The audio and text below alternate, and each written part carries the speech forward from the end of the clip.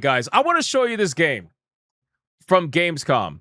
This particular video game from Gamescom is known as Warlock, ladies and gentlemen. Now, this game I've been following for a little while, ever since its announcement.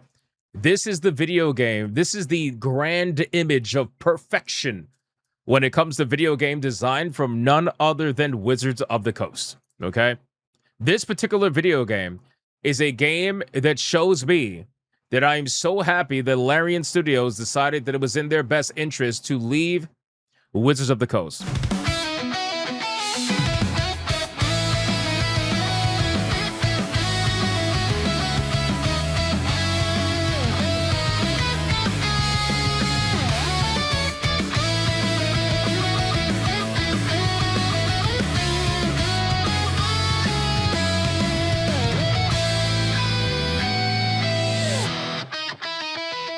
Thank you so much for watching this video, and if you guys want to see more content like this, make sure to hit that subscribe button and join me every single day, 9 p.m. over on the main channel, where you can catch me live every single day, 9 p.m. Eastern. I hope to see every single one of you there. Now, back to the main video. Now, I don't care if you guys like this game.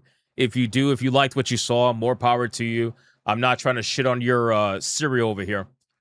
But all I'm saying is that looking at the way Warlock plays, it's pretty obvious that Wizards of the Coast, when Larian told them to go fuck off every time they wanted to change Baldur's Gate 3 to be more like this instead of what Baldur's Gate 3 actually was, it just goes to show that they made the right choice. So this game is called Warlock, and they finally showed the gameplay for the game. And so I figure, let's go over it today in this particular segment. Here we go. Let's check out some of the gameplay.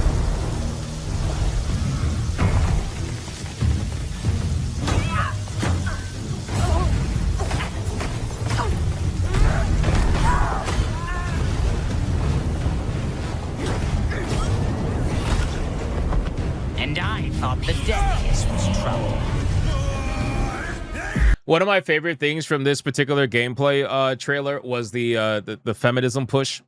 I really like when they have, for some reason, anytime they design a female character to do some sort of like telekinetic push, it just always looks like a you know, like it's not believable for some reason. But they could just never get it. They can never get it done properly. But anyway, this is. Keep in mind, this is supposed to be a D&D game, okay? This is supposed to be a D&D game, and looking at this game, I can't notice D&D almost anywhere, for that matter. It just goes to show that Wizards of the Coast wanted to do this so bad that they ended up making a brand new game instead of continuing to work with Larian, who made them all the money in the world. But I digress. This game, see, the problem with the Western action video games is that a lot of them, when you look at the combat, they don't stand up. They don't stand up. It ends up being a situation where we just saw Phantom Blade Zero. We just saw Black Myth, the sequel, Zonkui. We just saw Tides of Annihilation, okay? Shit, even Mortal Shell plays faster and better than this. Like, when you look at some of these video games, especially from the East, that their animations are so fluid. Their combat is so fucking good, right? And then you look at this, where she's doing a standard little, just like, I'm gonna block with my little shield. Yeah, everybody's taking turns attacking one person. It just looks so basic. I don't know how to explain it. The more that I see these Eastern video games, whether it's Chinese or even Japanese, even the upcoming Onimusha looks amazing. Every time I see those video games and then you end up going to a Western studio, you just see the same formulaic bullshit. And it really is upsetting, unfortunately. But let's check it out. And I thought the deadliest was trouble.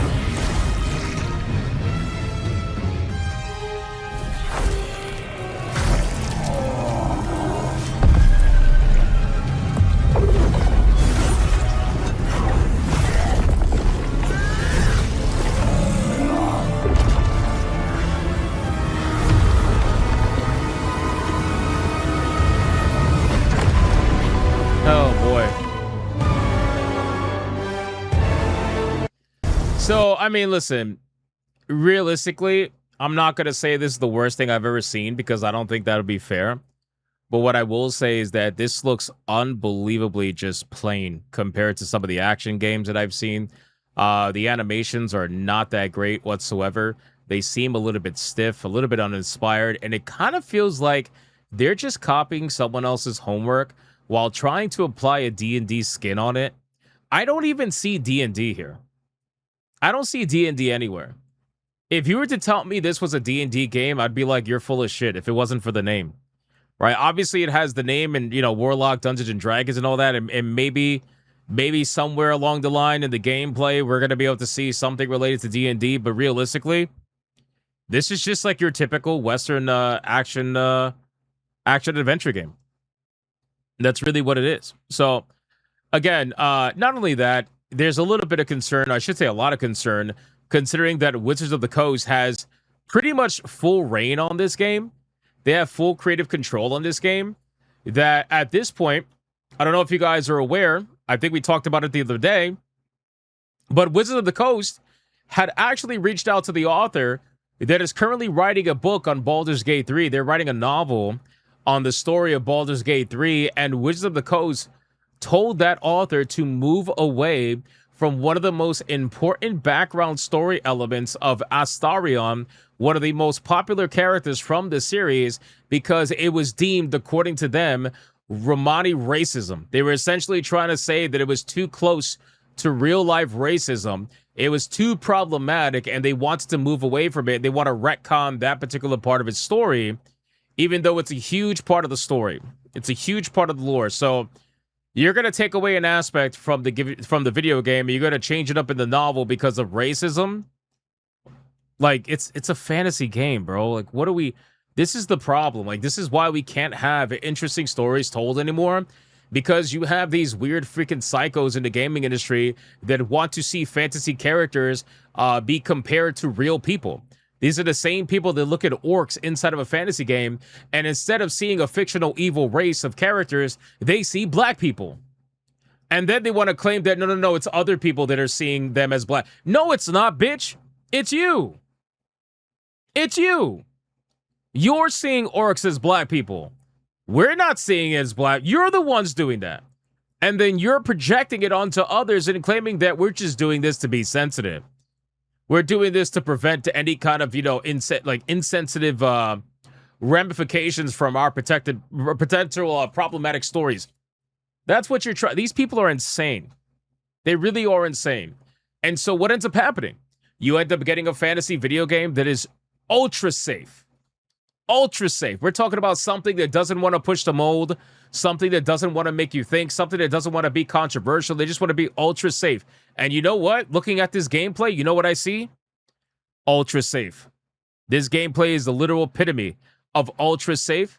It doesn't push the mold in any capacity whatsoever. It seems like it should have came out 5-6 years ago. Maybe even longer than that, to be honest with you.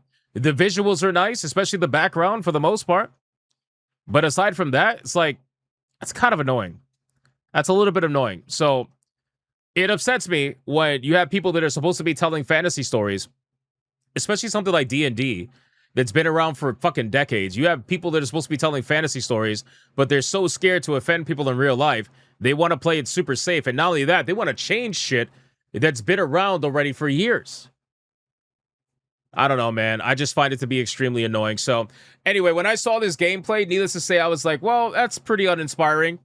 Again, I would say that it's extremely fucking mid for the most part. And they really got to work on those animations because, my God, are they so stiff. I got to tell you, man, looking at these games that are coming out soon, if I had to choose between this or those, you guys already know where I'm going. And I'm sure a lot of people are going to feel very similar. You know, not everybody, but a lot of people.